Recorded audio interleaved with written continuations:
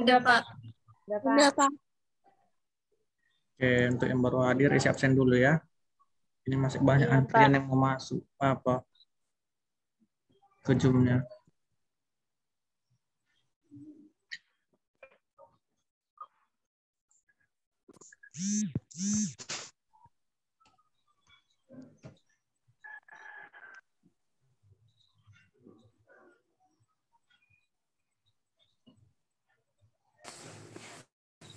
Sebentar ya.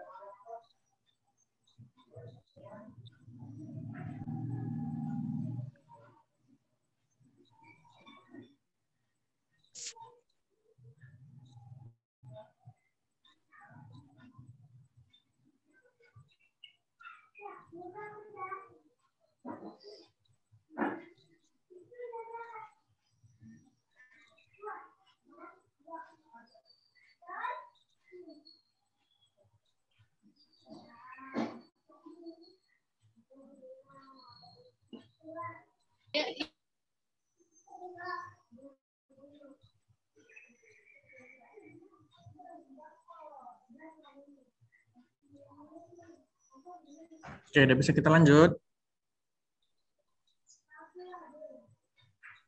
Bisa, Pak. Pak. Oke, jadi Pak.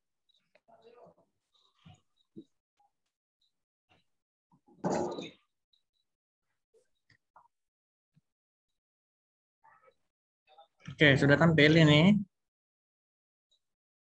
Sudah, Pak. Sudah, Ya. Pak. Materi kita selanjutnya yaitu tentang firewall yang lanjutan kemarin ya. Ada IDS, Intrusion Detection System.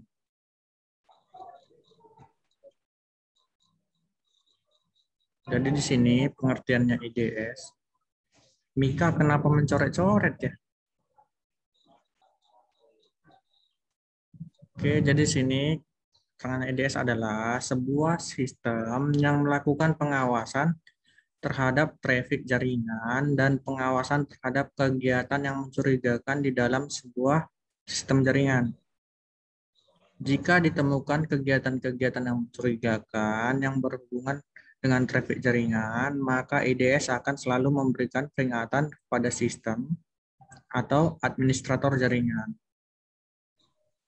Dalam banyak kasus, IDS juga merespon terhadap trafik yang tidak normal atau anomali melalui aksi pemblokiran seorang user atau alamat IP sumber dari usaha pengaksesan jaringannya.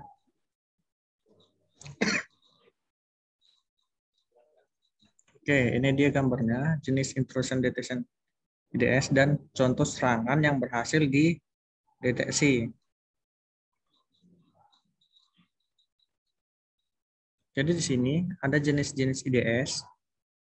Yang pertama, NIDS atau Network Intrusion Detection System. Kemudian yang kedua ada HIDS, Host Intrusion Detection System. Sebentar ada yang masuk.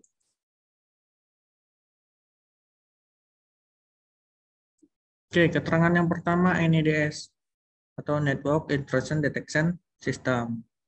Jadi IDS ini ditempatkan di sebuah tempat atau titik yang strategis atau sebuah titik di dalam sebuah jaringan untuk melakukan pengawasan terhadap traffic yang menuju dan berasal dari semua alamat-alamat device dalam sebuah jaringan.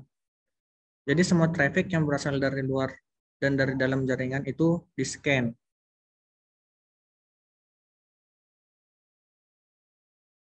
Kemudian yang kedua, ada masuk.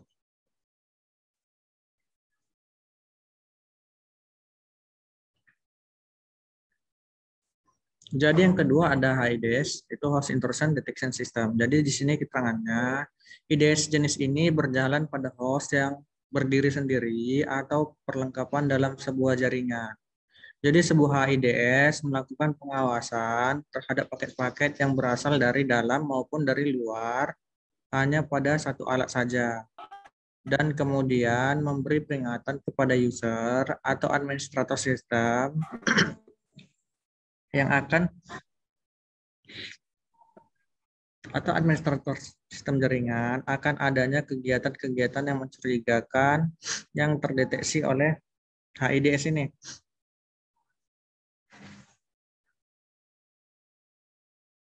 Kemudian di sini IDS memiliki 3 komponen fungsi fundamental yang merupakan proses utama dalam IDS. Yang pertama pengambilan data. Di sini keterangannya komponen ini merupakan fungsi untuk melakukan pengambilan data dari sumber yang ada pada sistem yang sedang diamati. Kemudian yang kedua analisis. Bagian ini melakukan organisasi terhadap data yang diperoleh. Kemudian mengambil kesimpulan terhadap pelanggaran atau intrusan yang sedang terjadi maupun yang telah terjadi. Kemudian yang ketiga respon. Komponen ini melakukan beberapa aksi pada sistem setelah pelanggaran yang terjadi telah terdeteksi. Jadi respon ini dapat dikelompokkan menjadi 2, yaitu respon aktif dan respon pasif. Jadi respon aktif dalam hal ini berarti melakukan beberapa aksi secara otomatis atau mengintervensi sistem yang ada. Sedangkan sistem pasif adalah memberikan report pada administrator yang akan melakukan respon terhadap jaringan. Kemudian sistem kerjanya IDS. Yang pertama ada signature base. Jadi IDS yang berbasis pada signature akan melakukan pengawasan terhadap paket-paket dalam jaringan dan melakukan pembandingan terhadap paket-paket tersebut dengan basis data signature yang dimiliki oleh sistem IDS ini atau atribut yang dimiliki oleh percobaan serangan yang pernah diketahui. Jadi cara ini hampir sama dengan cara kerja aplikasi antivirus. Dalam melakukan deteksi terhadap malware, intinya adalah akan terjadi keterlambatan antara terdeteksinya sebuah serangan di internet dengan signature yang digunakan untuk melakukan deteksi yang diimplementasikan di dalam basis data IDS.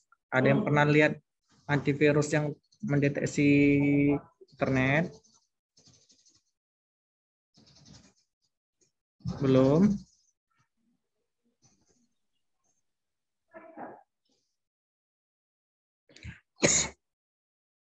Belum? Nah, bisa lah nanti dilihat-lihat contohnya. Banyak antivirus yang seperti ini. Yang kedua ada anomali base. Jadi IDS jenis ini akan mengawasi traffic dalam jaringan dan melakukan perbandingan traffic yang terjadi dengan rata-rata traffic yang ada atau stabil. Jadi sistem akan melakukan identifikasi apa yang dimaksud dalam jaringan normal. Jadi dalam jaringan tersebut beberapa banyak bandwidth yang biasanya digunakan di jaringan tersebut. Kemudian protokol apa yang digunakan dan port-port dan alat-alat apa saja yang biasa saling berhubungan satu sama lain di dalam jaringan tersebut. Dan memberi peringatan kepada administrator ketika dideteksi ada yang tidak normal atau secara signifikan berbeda dari kebiasaan yang ada. Ini banyak ya contoh-contohnya.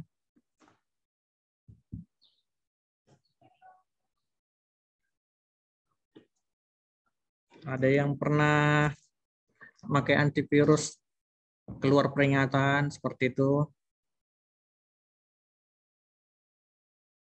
Yang sering kalian pakai mungkin antivirus yang untuk PC biasa ya, bukan untuk yang jaringan. Iya, Ya kan? Nah, jadi banyak ya. Ini biasanya di warnet juga ada. Biasanya apa ya, APG kalau nggak salah. Makanya di warnet kalau mau kita hidupkan selalu dia scan dulu sebelum dimulai.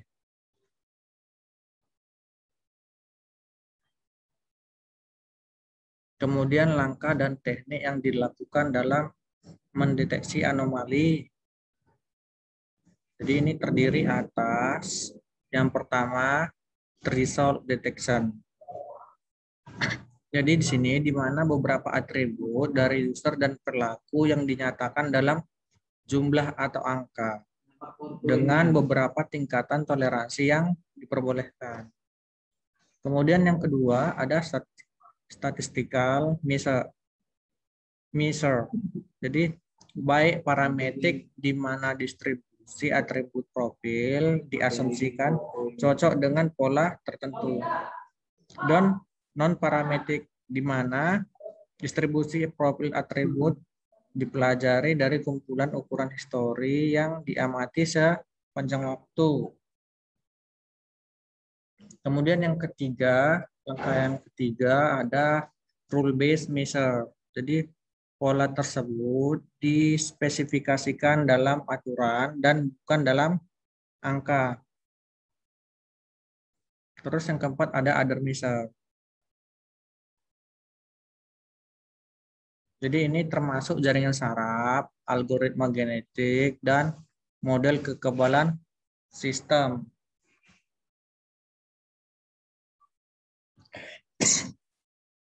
Ini dia gambarnya. Jadi di sini di mana firewall-nya?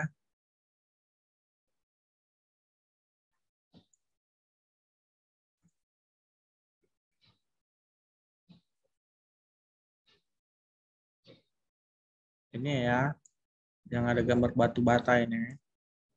Ini dari ini simbol firewall-nya ya. Paham? Jadi kalau yang ada biru-biru ini dia routernya. Routernya dilindungi firewall. Paham? Ya, Pak. Ya, jadi Pak. semuanya ini kan ini ada kabel-kabel yang warna hitam ini kan. Semuanya terkoneksi melalui internet ini ya. Jadi kalau nggak ada internet kan nggak bisa masuk serangan dari luar.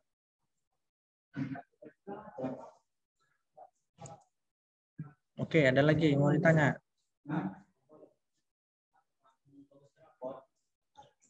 Ada yang mau ditanya?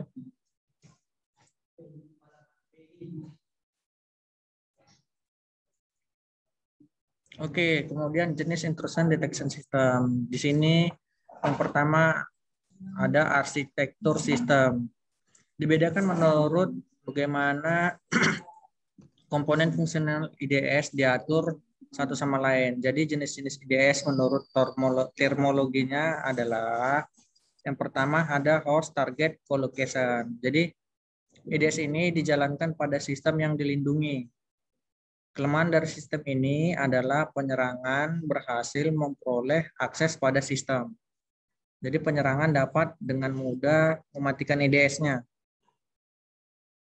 Kemudian yang kedua, jenis IDS yang kedua ada host target separation.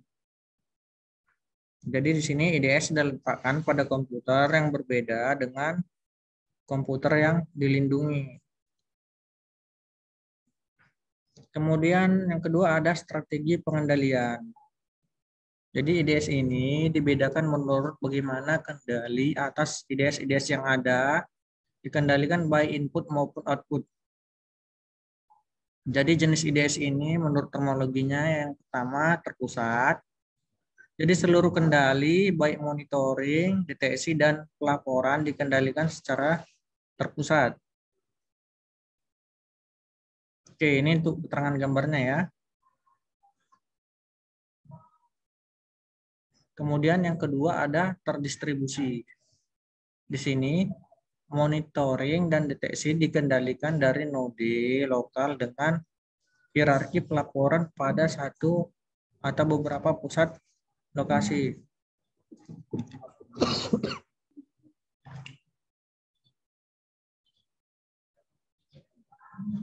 Oke, ini ya untuk apanya? Model yang kedua.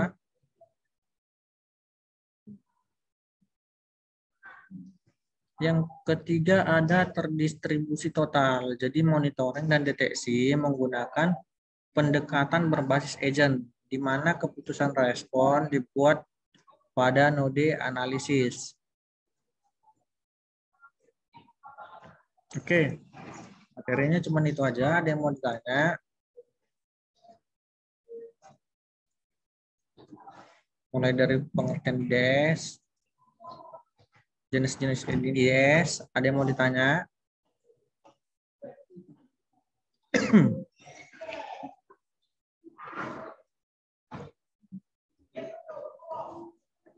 Bagaimana?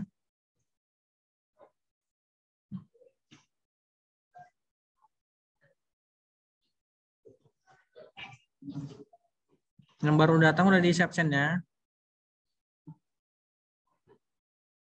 Sudah? Sudah, Pak. Oke. Ayo, ada yang mau ditanya? Atau karena puasa jadi lemas? Puasa kan? Puasa, Pak. Puasa, Pak. Oke. Full selama ini atau udah ada yang bolong? Belum, Pak. Oh, bagus. Tapi kok banyak cewek ya di sini? Ayo Dharma, ada yang mau ditanya?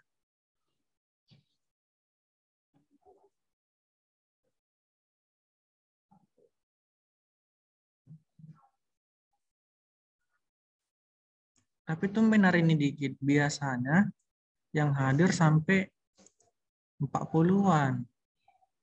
Ini cuma 25 sama saya, berarti 24 yang hadir.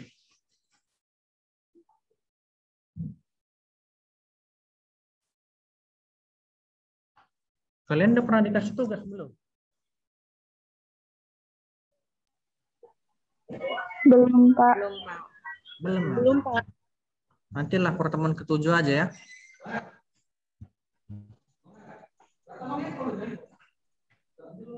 Iya, Pak.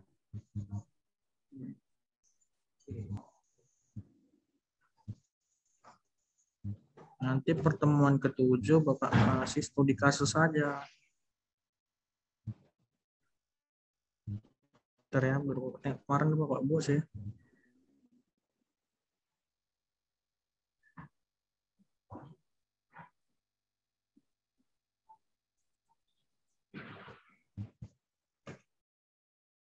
Oke, jadi nanti minggu depan Bapak buat contoh-contoh studi kasus. Jadi kalian membuat contoh lainnya seperti studi kasus yang Bapak kasih.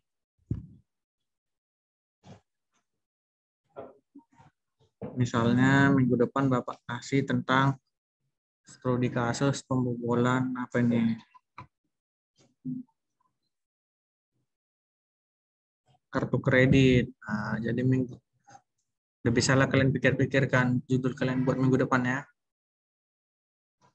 Ya, Pak.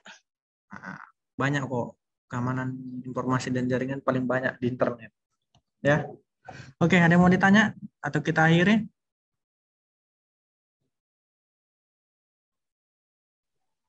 Nggak ada, Pak. Tidak ada. Udah, kalau tidak ada kita akhiri aja ya. Jadi kalau ada yang tidak jelas bisa dilihat materi atau ditanya sama Mbah Google-nya. Ya. Karena nanti ujian pasti kalian nyontek juga dari internet ya kan? Udah tahu orang online ujian ya, nggak bisa diawasi dari sini kan? Ya oke, tetap semangat ya. Semoga puasanya full sampai nanti mau lebaran. Oke, sampai jumpa minggu depan. Selamat pagi semua. Bye-bye. Pagi, Pak. Pagi, Pak. Enggak. Oke, udah bisa keluar ya. Yang belum isi absen segera diisi.